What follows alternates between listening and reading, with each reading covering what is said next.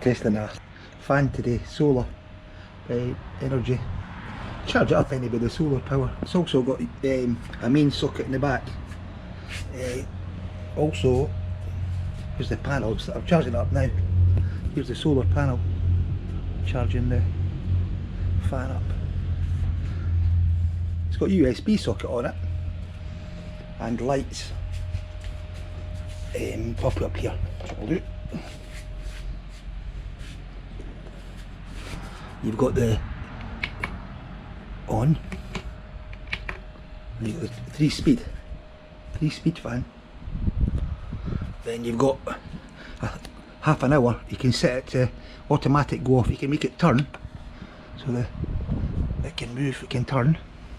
It's got 3 speeds and a USB output socket. So, and then lights. Where's the lights now?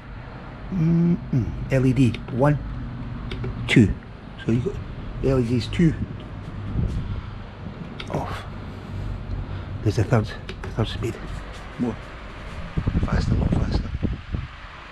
About 1,300 baht, including delivery from Lazada.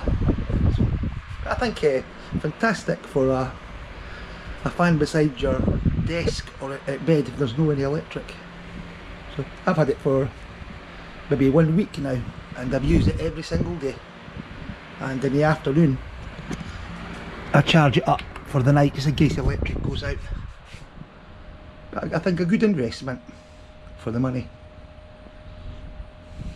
Is that off now? Yeah. Off. Power off. And you can charge it with mains as well. It's got a mains socket.